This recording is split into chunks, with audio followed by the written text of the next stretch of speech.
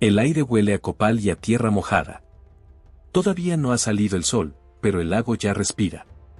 Desde la orilla, si uno mira hacia el poniente, puede ver las antorchas encendidas sobre los diques, pequeñas llamas que tiemblan en la oscuridad como si supieran que son lo único que separa el agua del mundo.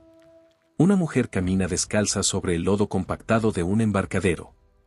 Lleva una carga en la espalda que pesa más de lo que debería para alguien de su tamaño, pero no se detiene. Nunca se detiene. El bebé que carga en el rebozo no llora. Los niños que nacen aquí aprenden temprano a no llorar sin razón.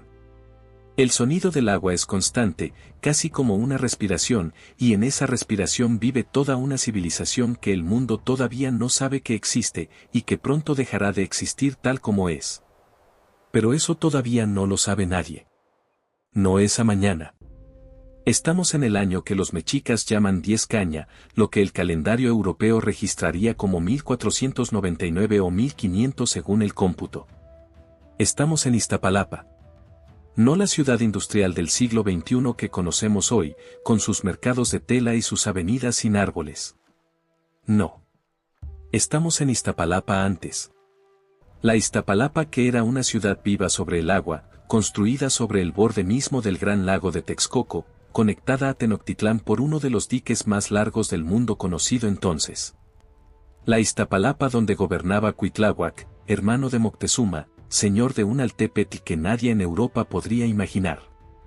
La Iztapalapa que era, al mismo tiempo, ciudad sagrada, centro productivo, nodo de poder y hogar de cientos de miles de personas que vivían vidas tan complejas, tan llenas de ritmo y de regla y de belleza y de violencia, que cualquier reducción sería una mentira. Si estás aquí, si llegaste hasta este video, es porque algo en ese título te picó. Y tiene sentido que te haya picado.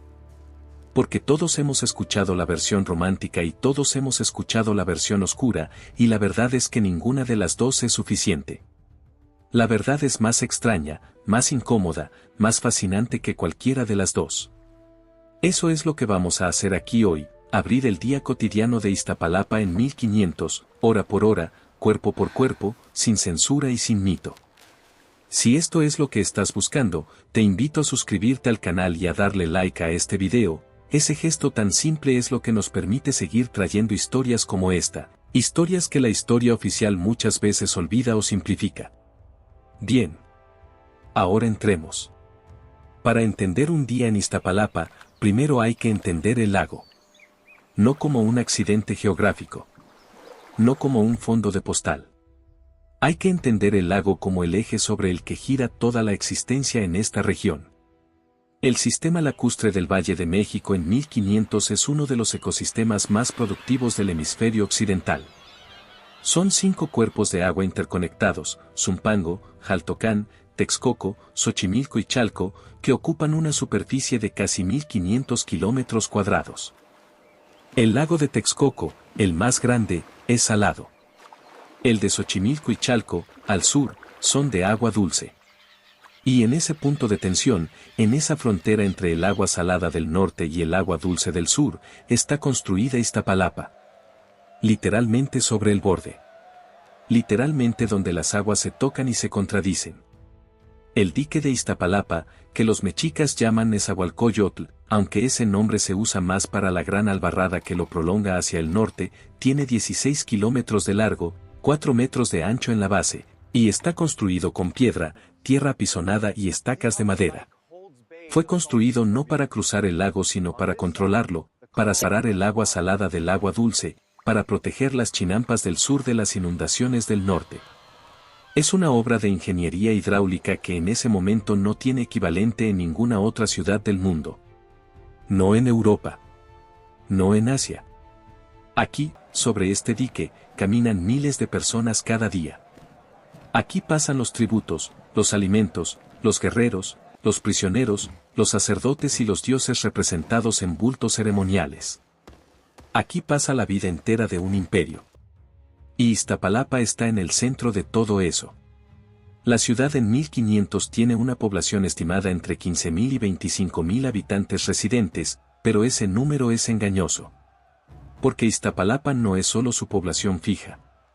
Es también el flujo constante de personas que llegan del sur por los canales, que bajan de las faldas del Iztaccíhuatl y el Popocatépetl por los caminos de tierra, que vienen desde Culhuacán y Mexicatzingo y Tláhuac a intercambiar mercancías, a pagar tributo, a asistir a ceremonias. En los días de mercado, que ocurren cada 5 días según el ciclo del Tonalpohualli, el calendario ritual de 260 días, la ciudad puede albergar el triple de su población habitual. Imagínate eso. Una ciudad que respira, que se expande y se contrae como un pulmón, siguiendo los ritmos del calendario sagrado. El amanecer en Iztapalapa no empieza con el sol. Empieza con el sonido del teponaztli, el tambor de madera que marca las horas desde lo alto del templo principal, y con los perros. Los Xoloitzcuintles. Perros sin pelo, de piel oscura y tibia como una piedra al sol, que duermen apiñados en los patios de las casas y que ladran al menor movimiento. Son animales sagrados para los mexicas, guardianes del inframundo según el mito, pero también son animales de crianza, animales que se comen en ocasiones ceremoniales importantes. Esa dualidad, lo sagrado y lo cotidiano existiendo en el mismo cuerpo, es quizás la clave para entender casi todo lo que vamos a ver hoy. La primera luz del día encuentra a la mayoría de los habitantes de Iztapalapa ya despiertos. El sueño nocturno en esta cultura no es el largo y continuo bloque de 8 horas que el mundo occidental industrializado normalizará siglos después. Aquí se duerme en 2 turnos separados por un periodo de vigilia en el que se habla, se tiene intimidad, se reza o simplemente se escucha el lago. Los cronistas indígenas del siglo XVI, cuando hablan de sus abuelos, mencionan ese segundo sueño como algo completamente natural, tan natural como comer. La oscuridad no da miedo aquí, o al menos no el mismo miedo. La oscuridad es Tezcatlipoca, el espejo humeante, la divinidad de lo invisible, y uno aprende a vivir dentro de su mirada desde que nace. Las casas de Iztapalapa no son uniformes. Eso es lo primero que hay que borrar del imaginario popular. No son chozas de paja ni palacios de piedra pulida para todos. Hay una estratificación arquitectónica muy clara que refleja la jerarquía social.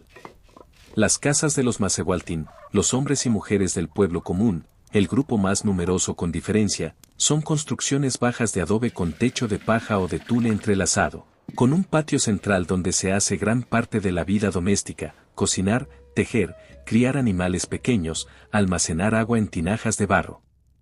Tienen entre 2 y 4 cuartos. El piso es de tierra compactada y a veces cubierto de petate, esteras de fibra vegetal que se limpian sacudiéndolas y que se renuevan cuando el desgaste ya no permite mantenerlas. Las paredes tienen color, no siempre, pero a menudo.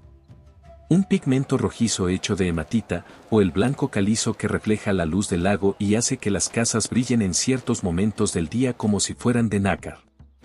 Las casas de los Pipiltin, la nobleza, los hijos de nobles, los funcionarios del Altepetl, son diferentes en escala y material pero no necesariamente en principio organizativo. También giran alrededor de un patio. También tienen temazcal, el baño de vapor ritual que aquí no es un lujo sino una necesidad higiénica y ceremonial al mismo tiempo. Pero sus muros son de tezontle, la piedra volcánica roja y ligera que abunda en las faldas de los volcanes, y sus pisos están acabados con estuco. Tienen jardines internos con plantas medicinales y ornamentales, fuentes pequeñas conectadas al sistema de canales, y en los techos, a veces, se plantan flores. Y luego están los palacios. El de Cuitláhuac, señor de Iztapalapa, es descrito por Hernán Cortés en su segunda carta de relación, escrita 19 años después, cuando ya todo ha cambiado, como uno de los más hermosos que ha visto en su vida. Cortés no era un hombre dado a la hipérbole inútil. Cuando describe los jardines de Cuitláhuac, las albercas de agua dulce y salada llenas de peces y aves acuáticas, los aromas que se sienten desde afuera del muro, está describiendo algo real. Algo que existe en 1500 y que sigue existiendo cuando él llega en 1519. Esos jardines tardan décadas en construirse. Son el producto de generaciones de conocimiento botánico, hidráulico y estético acumulado. No son decoración. Son política. Son demostración de poder. Son la forma en que Cuitláhuac le dice al mundo que su Altepetl domina la naturaleza, que puede hacer crecer flores en el borde del lago salado porque sabe cómo hablarle al agua. pero volvamos al amanecer. Volvamos a los cuerpos que despiertan. La primera actividad del día para la mayoría de las mujeres adultas de Iztapalapa es encender el fuego. No es una metáfora. Es una acción concreta, manual, a veces frustrante cuando la humedad del lago ha impregnado el tinder durante la noche. Se usa una piedra de sílex y un pedernal, o el método del arco de fricción, dependiendo de lo que esté disponible. El fuego no se apaga nunca del todo en una casa bien administrada. Se lo mantiene bajo, casi dormido, en un brasero de barro que se lleva adentro cuando la lluvia amenaza. El fuego es Xiuhtecuhtli, el señor turquesa, el dios más antiguo. Matarlo por descuido es un mal presagio.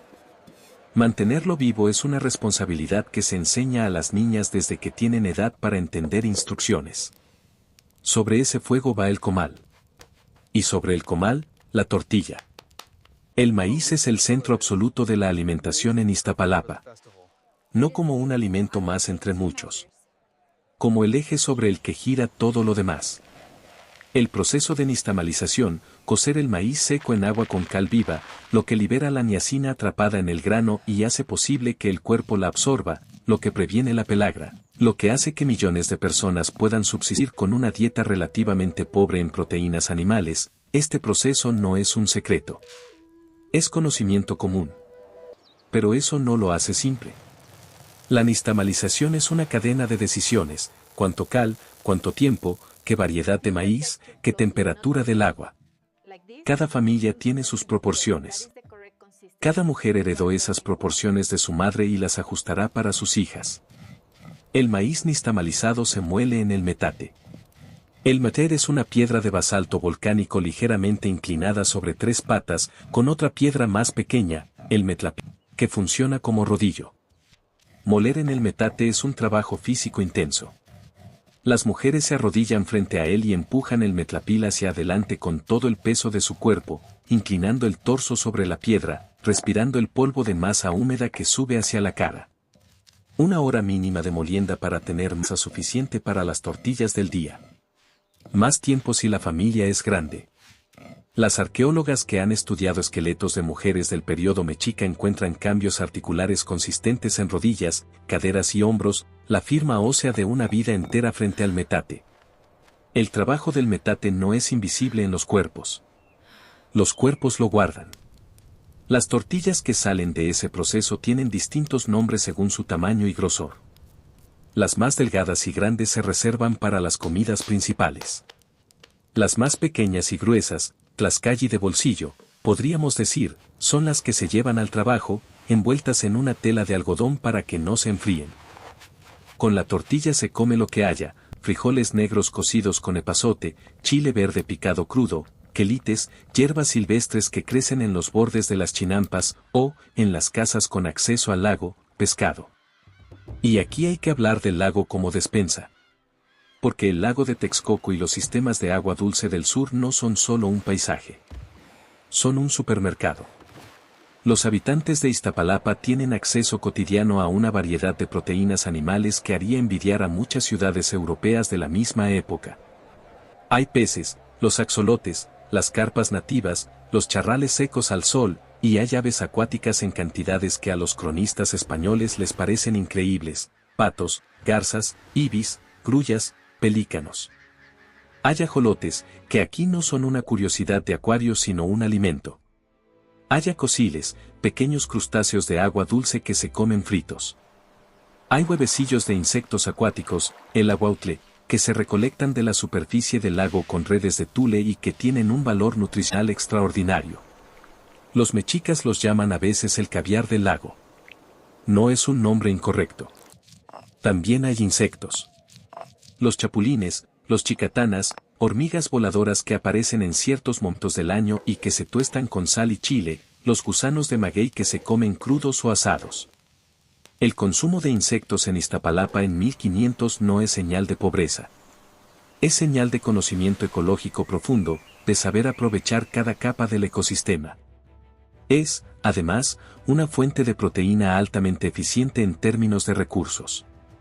Los ecólogos del siglo XXI están llegando a conclusiones que los mexicas ya aplicaban sin necesitar un paper académico.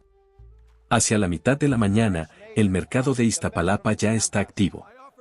No el gran tianguis de los días de fiesta, sino el intercambio cotidiano que ocurre en los canales, en los embarcaderos, en las intersecciones de los caminos. Una canoa que llega cargada de flor de calabaza y chayotes desde las chinampas del sur. Otra que trae ocote, madera resinosa para el fuego, desde las laderas del Iztaccíhuatl. Un hombre que camina desde Culhuacán con una carga de cerámica utilitaria, ollas y comales y molcajetes, que intercambiará por textiles o por cacao, la moneda de facto que facilita las transacciones de mediano valor.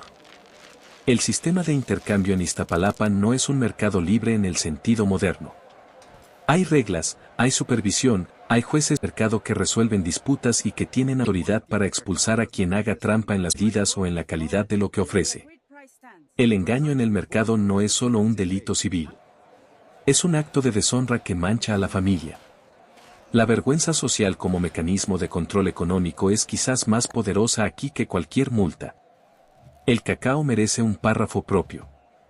Los granos de cacao llegan a Iztapalapa desde las tierras bajas del Golfo y del Pacífico, a través de redes de tributo y de comercio que atraviesan regiones climáticas completamente distintas.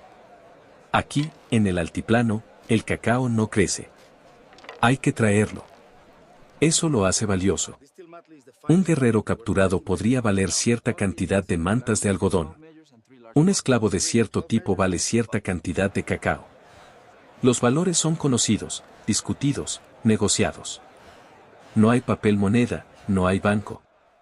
Hay equivalencias aprendidas y respetadas por un sistema que funciona porque todos tienen interés en que funcione. Pero el cacao aquí tampoco es lo que el mundo moderno imagina. El chocolate como dulce cremoso no existe todavía. Lo que se bebe en Iztapalapa en 1500 es una preparación fría, a veces espumosa. La espuma se logra vertiéndola de una vasija a otra desde cierta altura, mezclada con agua, con chile, con miel de maguey, con vainilla, con achiote que le da color rojizo. Se bebe en jícaras de barro o de calabaza. Es amargo. Es picante. Es estimulante. Es también un marcador de estatus. No todo el mundo lo bebe todos los días. Los pipiltin lo tienen con más frecuencia. Los macehualtin lo reservan para ocasiones especiales, para transacciones importantes, para las fiestas del calendario. Hablemos ahora de la educación, porque en Iztapalapa en 1500 todos los niños van a la escuela. No es una exageración. Es un hecho documentado en los códices y confirmado por cronistas indígenas de primera generación que escribieron en náhuatl décadas después de la conquista. Hay dos tipos de instituciones educativas principales, el Calmecac y el Telpochcali. El Calmecac es la escuela de la nobleza, asociada a los templos, donde se enseña el calendario ritual, la astronomía, la retórica formal, el arte de la guerra estratégica, la interpretación de los códices. Los hijos de los pipiltin van ahí. Pero también pueden ir hijos de macehualtin si los sacerdotes los seleccionan por su capacidad. El conocimiento no está completamente cerrado por clase, aunque la clase determina el punto de partida. El Telpochcali es la escuela del barrio, del Calpulli. Es más físico, más marcial. Aquí se aprende a cargar, a marchar, a manejar el macuahuitl, esa espada de madera con filos de obsidiana negra que puede cortar un brazo o abrirle el cráneo a un caballo, como descubrirán los españoles 2 décadas después. Se aprende también trabajo comunitario, agricultura en las chinampas, construcción y mantenimiento de canales. Es educación y es trabajo y es entrenamiento y es comunidad, todo al mismo tiempo. Los niños entran al Telpochcali alrededor de los 15 años. Las niñas tienen su propio sistema de formación, centrado en el tejido, la cocina ritual, los cantos ceremoniales y en algunos casos también en la formación religiosa dentro de los templos. El tejido es otra historia que merece atención. Las mujeres de Iztapalapa tejen en el telar de cintura, ixtli, así lo llaman, con hilos de algodón que llegan como tributo o que se compran en el mercado. El algodón no se cultiva en el altiplano frío. Viene del sur, de las tierras calientes. Que esté disponible aquí es testimonio del alcance de las redes comerciales del Imperio Triple. Los diseños que se tejen en Iztapalapa no son decoración aleatoria. Son lenguaje. Un huipil, La blusa femenina sin costuras laterales, con ciertos patrones de color informa al observador sobre el origen geográfico de quien lo lleva, sobre su estatus, sobre si está en duelo, sobre si acaba de tener un hijo, sobre su función dentro de la ceremonia que está ocurriendo en ese momento. Vestirse en Iztapalapa en 1500 es comunicarse en un código que todo el mundo lee. El código de la ropa tiene también sus límites impuestos por el Estado. No es un código de moda libre. El Tlatoani, el gobernante supremo en Tenochtitlán, en este periodo Huizotl, que morirá en 1502 y será sucedido por Moctezuma Xocoyotzin, tiene el poder de regular quién puede usar qué materiales. Solo los pipiltin pueden usar plumas de quetzal. Solo ciertos guerreros pueden usar determinadas insignias. Solo los sacerdotes de ciertos grados pueden mostrar determinados tatuajes rituales. La ropa es poder administrado, poder visible, poder que el cuerpo lleva puesto como una declaración permanente. Aquí hay un buen momento para hacer una pausa y recordarte que este tipo de contenido, esta exploración honesta y detallada de civilizaciones que la historia oficial simplifica o ignora, es exactamente lo que construimos en este canal video a video. Si quieres seguir encontrando estas historias, dale like a este video, ese pequeño gesto le dice al algoritmo que este contenido vale la pena, y suscríbete si todavía no lo has hecho. No te arrepentirás. Sigamos. Porque todavía falta lo más difícil de decir. La violencia. No podemos hablar de Iztapalapa en 1500 sin hablar de la violencia. No la violencia sensacionalista que cierto cine y cierta arqueología popular ha convertido en el único argumento sobre esta civilización, sino la violencia como sistema, como lógica política, como tecnología de poder. Eso es lo que necesitamos entender. El Imperio Triple, la alianza entre México, Tenochtitlán, Texcoco y Tlacopan que domina la mayor parte de Mesoamérica Central en 1500, se sostiene sobre dos pilares, el tributo y la guerra. El tributo es el flujo constante de bienes, materiales y personas que proviene de los Altepetl subordinados hacia Tenochtitlán. Y la guerra es el mecanismo que garantiza ese flujo, que castiga a quien lo interrumpe, que expande las fronteras para incorporar nuevas fuentes de recursos. Iztapalapa, como aliado cercano de Tenochtitlán y parte del corazón del imperio, no es víctima de ese sistema. Es parte de él. Sus guerreros participan en las campañas. Sus nobles reciben parte del tributo recaudado. Su señor, Cuitláhuac, tiene acceso al consejo del Tlatoani. Pero dentro de ese sistema está el sacrificio humano. Y aquí es donde tenemos que ser precisos, porque la imprecisión ha sido el instrumento de la propaganda en ambas direcciones. Los que quieren demonizar a los mexicas exageran los números y eliminan el contexto, y los que quieren romantizarlos minimizan la práctica o la convierten en metáfora. Ninguna de las dos posiciones es honesta. El sacrificio humano en la cosmología mexica no es sadismo institucionalizado. Es una deuda cósmica. La cosmología náhuatl describe el sol actual, el quinto sol, el sol de movimiento, Nahui-Oyin, como una creación que requirió que los dioses mismos se sacrificaran para ponerlo en movimiento. El sol no se mueve solo. El sol se mueve porque hay sangre que lo alimenta. Esa es la creencia. Y esa creencia no es más ni menos racional que muchas otras creencias cosmológicas de 1500, incluyendo las europeas. El problema no es que sea irracional. El problema, desde una perspectiva ética, es que requiere víctimas.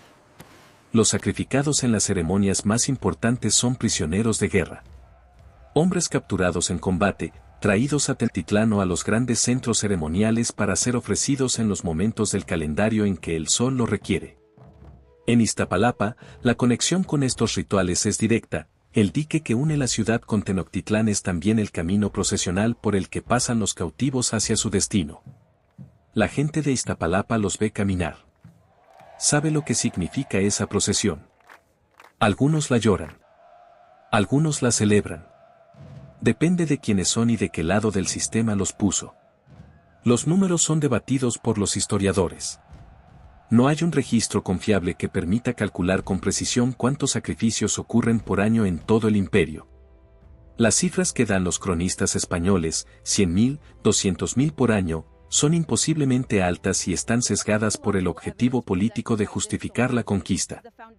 Las estimaciones académicas más recientes, basadas en el análisis de los Tzompantli, los estantes de cráneos que fueron descubiertos arqueológicamente en Tenochtitlán, sugieren números menores pero todavía significativos. Decenas de miles de personas a lo largo de todo el periodo imperial, distribuidas en cientos de celebraciones anuales de distinta escala. No es un número que se pueda normalizar con el contexto. Pero sí es un número que requiere contexto para entenderse. Porque en Iztapalapa en 1500, la persona que camina descalza sobre el barro del embarcadero al amanecer no experimenta el sacrificio humano como horror existencial cotidiano. Lo experimenta como parte del sistema cosmológico en el que nació y que le da sentido a todo lo demás, al maíz que crece, a la lluvia que llega en la temporada correcta, al sol que se mueve, al año que se cierra y se vuelve a abrir. El Tlacaxipehualistli, la fiesta del desollamiento, dedicada a Cipetotec, el señor desollado, que ocurre en primavera, en el periodo que coincide con la preparación de los campos para la siembra, no se experimenta como algo ajeno a la agricultura. Se experimenta como su condición de posibilidad. El dios muere y es desollado para que la semilla pueda brotar.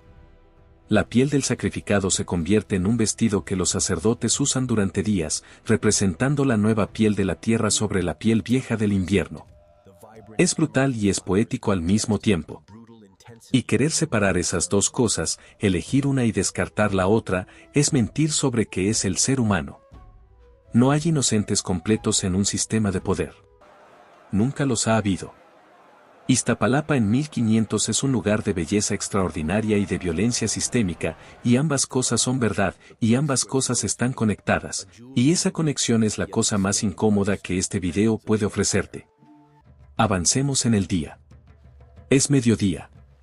El sol está alto y el lago refleja la luz de una manera que obliga a cerrar los ojos un momento. Las chinampas del sur de Iztapalapa están en plena actividad. Las chinampas son la maravilla agrícola que más impresionará a los europeos cuando lleguen, aunque nunca llegarán a entender del todo su complejidad. Una chinampa no es simplemente un campo flotante, como aparece en algunos libros de texto.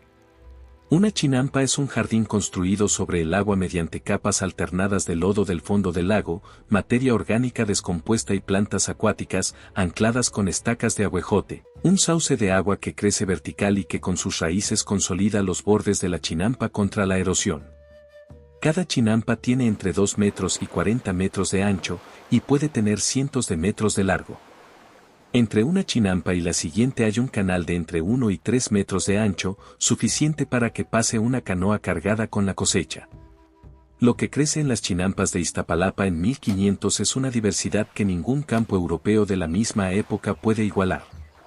Maíz en múltiples variedades, maíz azul, maíz rojo, maíz amarillo, maíz gigante, maíz dulce, cada una con su ciclo, su textura, su uso específico. Frijoles trepadores que aprovechan los tallos del maíz como soporte. Calabazas de todas las formas. Chiles. Tomates y tomatillos. Amaranto, el huautli, cuyas semillas son de alto valor nutricional y cuyas flores tiñen el paisaje de un rojo casi imposible. Quelites. Hierbas medicinales cuyos usos están documentados en los libros de medicina náhuatl que los frailes se esforzarán por copiar y a veces por destruir en el siglo siguiente. Los chinamperos, los agricultores que trabajan estos campos, son especialistas.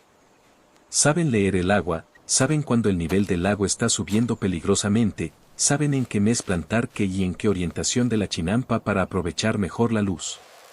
Tienen semillas guardadas de las mejores plantas de cada temporada. Tienen registros, a veces pintados en papel de amate, de que funcionó y que no. Son científicos sin ese nombre. Son empiristas antes de que Europa inventara ese concepto como categoría filosófica. También hay en Iztapalapa una industria que los arqueólogos han documentado con claridad, la producción de obsidiana. El Cerro de la Estrella, el Huizachtepetl, que está al norte de Iztapalapa y que será el escenario del fuego nuevo cada 52 años, cuando todos los fuegos del imperio se apagan y se espera con terror que el sol no salga en el amanecer siguiente. Ese cerro tiene yacimientos de pedernal y sílex que generaciones de talladores han aprovechado. Y del volcán Otumba y de las regiones de Hidalgo llega la obsidiana volcánica, ese vidrio negro que al fracturarse produce filos más cortantes que el acero quirúrgico moderno. Un tallador de obsidiana en Iztapalapa en 1500 puede producir hojas de 3 centímetros de ancho y 20 de largo con una consistencia que solo es posible con años de práctica. Esas hojas tienen usos médicos, cirugía ritual, extracción de espinas, incisiones en ceremonias de autosacrificio y usos bélicos. Son exportables, son valiosas, son parte de la economía local. El autosacrificio merece una mención propia. En la religión nahua, el acto de ofrendar sangre propia, de las orejas, de la lengua, de los genitales, es una práctica religiosa de alta intensidad que se realiza en momentos de petición o de pago a las deidades. No es exclusivo de los sacerdotes. Los guerreros lo hacen antes de una campaña. Las mujeres embarazadas lo hacen para pedir protección del parto. Los artesanos lo hacen cuando empiezan un trabajo importante. El dolor en este contexto no es castigo. Es moneda. Es la única moneda que el cuerpo humano genera por sí solo, sin intermediario, sin tributo previo. Es la ofrenda más personal que existe. La tarde en Iztapalapa pertenece al trabajo y a la formación. Los jóvenes del Telpochcali regresan del campo en grupos, cantando. El canto en la cultura náhua no es entretenimiento separado de la vida seria. El canto es memoria, es historia, es educación.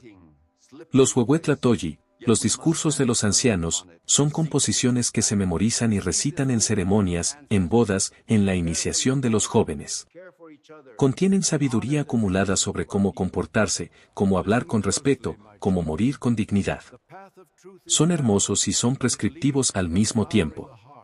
Son el mecanismo principal por el que una sociedad sin imprenta transmite sus valores a la siguiente generación. Las mujeres de Iztapalapa que no están tejiendo están en el mercado o en los canales, o están parteras, o están curanderas. El sistema médico nahua en 1500 es sofisticado de maneras que la medicina europea del mismo periodo no alcanza.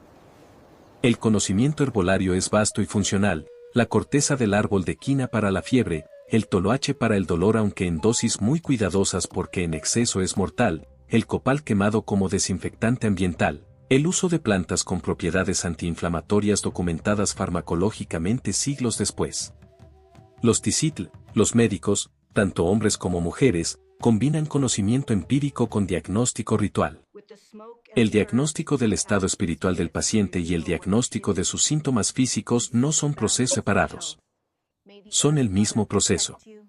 El parto en particular está rodeado de una protección ceremonial intensa.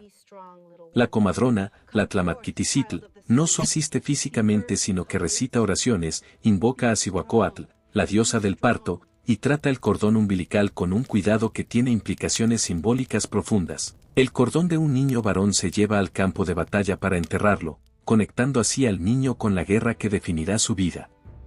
El de una niña se entierra en el hogar, cerca del fogón, cerca del metate. El destino está inscrito en el cuerpo desde el primer minuto. Eso no significa que el destino sea inevitable.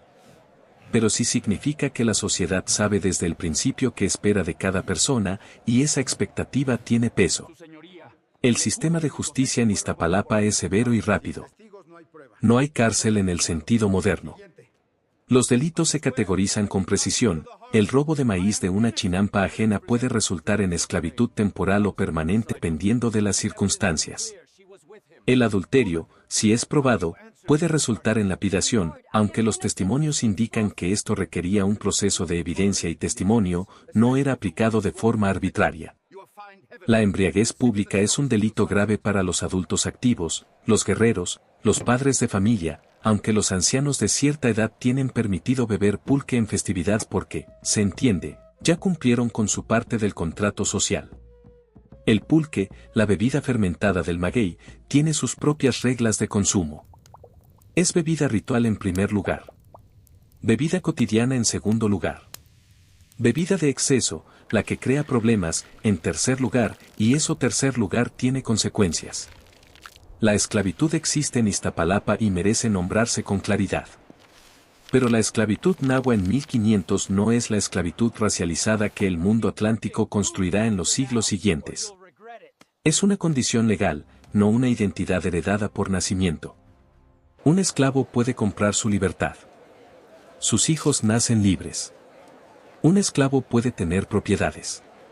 Un esclavo puede quejarse ante los tribunales si su amo lo maltrata. Puede incluso escapar, si logra llegar al palacio del Tlatoani sin ser capturado, su libertad queda garantizada por ley. Estos son hechos, no apologías. La esclavitud siempre es una coerción sobre el cuerpo. Pero las formas que toma esa coerción, los bordes que la definen, varían históricamente, y entender esa variación es entender mejor qué es el poder y cómo opera en contextos distintos. El sol empieza a bajar sobre el lago. La hora en que el agua se vuelve color de bronce y las sombras de las chinampas se alargan sobre los canales es también la hora en que los templos de Iztapalapa encendían sus fuegos nocturnos. El Teocalli, el templo principal, del que hoy no queda ningún vestigio arqueológico porque las capas de conquista y colonia y ciudad moderna lo borraron, estaba orientado de forma que los rayos del equinoccio de primavera entraran directamente por la puerta principal al amanecer. No era accidente. Era astronomía aplicada. Era la demostración de que el poder político y el orden cósmico estaban alineados, que el Señor de Iztapalapa vivía dentro del mismo tiempo que los dioses. Esa alineación es la clave de todo. La cultura nahua no separa el tiempo sagrado del tiempo profano. El Tonalpohualli, el calendario de 260 días, corre paralelo al Cihuitl, el calendario solar de 365 días, y ambos se combinan en ciclos de 52 años, el Xiumolpilli, al final de los cuales podría, en teoría, acabarse el mundo. Esa posibilidad no es paranoia. Es cosmología. El mundo ha acabado antes, 4 veces, según el mito. Y ha comenzado de nuevo cada vez. El ser humano vive dentro de esa historia y tiene la responsabilidad de no dejar que termine. El sacrificio, el ritual, el trabajo, el tributo, todo tiene la función de mantener el ciclo girando. Todo es necesario. Todo es sagrado porque todo podría, si se abandona, llevar al fin. Esta es la arquitectura mental en la que vive la gente de Iztapalapa en 1500. No una arquitectura de miedo paralizante, sino una arquitectura de responsabilidad activa. Yo mantengo el fuego encendido. Yo trabajo la chinampa. Yo pago mi tributo. Yo ofrezco mi sangre en la ceremonia. Y el sol sale. Y la lluvia llega. Y el maíz crece. El sistema funciona mientras todos cumplen su parte. Y cuando no funciona, cuando hay sequía, cuando hay plaga, cuando el lago sube y destruye las chinampas, entonces hay que diagnosticar qué ofrenda faltó, qué rito fue descuidado, qué equilibrio se rompió. El mundo siempre tiene explicación. El mundo siempre tiene remedio si uno sabe dónde buscarlo. Eso es también lo que hace tan devastadora la llegada de algo para lo que no hay remedio conocido. No en 1500. Todavía no. En 1500, el horizonte de Iztapalapa está limpio de velas europeas. No hay señal todavía. Hay solo el lago, las antorchas, el sonido del tambor desde el templo, y los perros dormidos en los patios. Pero hay algo que ya está en movimiento aunque nadie lo sepa.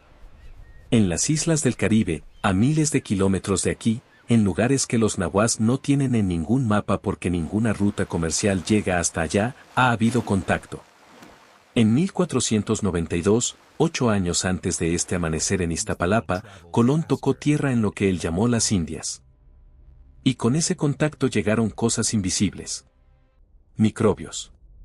Virus para los cuales el sistema inmunológico del continente americano no tiene historia evolutiva, no tiene memoria defensiva.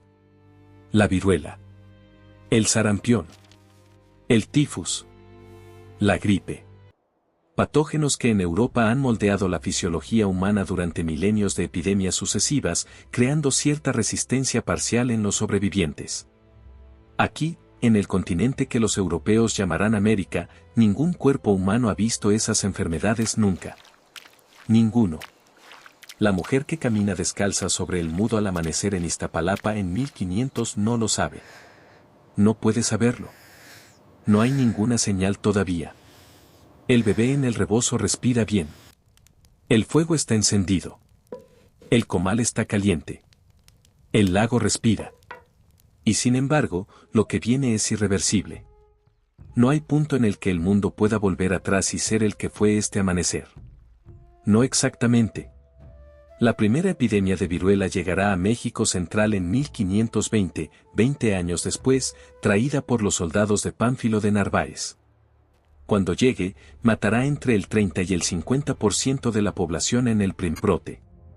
No por ser primitivos ni por ser débiles, sino por ser inmunológicamente vírgenes frente a un patógeno que para un soldado español era ya solo una enfermedad de infancia. El resultado no fue el destino manifiesto de ningún dios cristiano ni la consecuencia de ninguna superioridad natural. Fue el resultado de la geografía de los continentes, de cómo las enfermedades se desarrollaron de manera diferente en lados distintos del Atlántico durante 10.000 años de separación. Cuitláhuac, el señor que duerme esta noche en su palacio de jardines flotantes, el mismo hombre que Cortés describirá con admiración 19 años después, morirá de viruela en 1520. 80 días después de ser elegido Tlatoani de Tenochtitlán tras la muerte de Moctezuma. 80 días. No le alcanzó el tiempo para reorganizar la resistencia. No le alcanzó el tiempo para nada. La enfermedad lo tomó en el momento en que más lo necesitaba su mundo.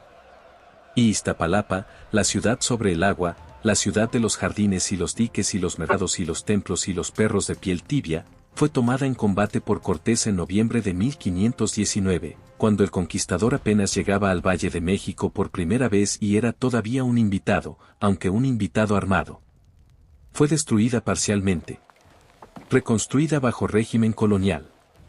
Convertida en un pueblo tributario. Sus canales fueron secándose siglo a siglo, a medida que el lago fue desecado por los drenajes coloniales y modernos hasta convertirse en el suelo árido sobre el que hoy se asienta la alcaldía de 6 millones de personas. De la Iztapalapa de 1500 no queda ningún edificio en pie. Queda el nombre. Queda la forma de algunos de los cerros. Queda, en los barrios que todavía celebran las fiestas con nombres nahuas, una memoria de cuerpo, una manera de moverse en el espacio, una relación con el agua y con la tierra que persiste bajo capas de asfalto y de historia oficial.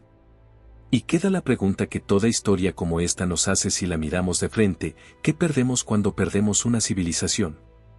No solo los edificios, no solo los textos, no solo los objetos.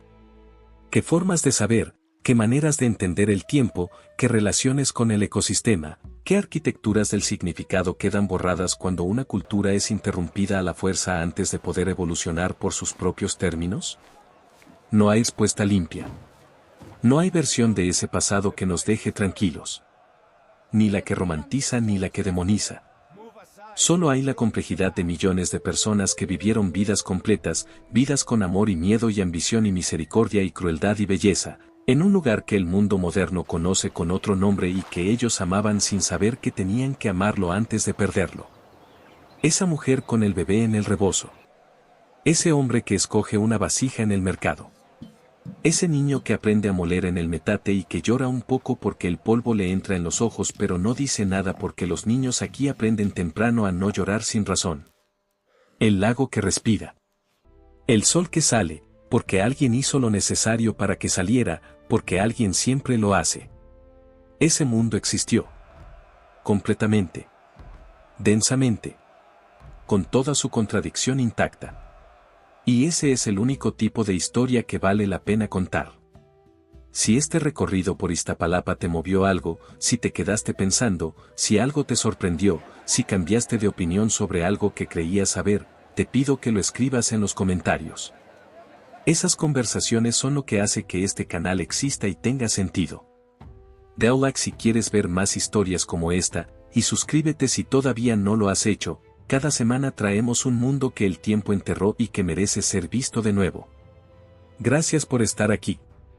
Este video es una reconstrucción histórica generada con inteligencia artificial, de carácter meramente ilustrativo. Los eventos, personas y escenas presentados están basados en fuentes históricas y arqueológicas, pero han sido recreados con herramientas de IA con fines divulgativos.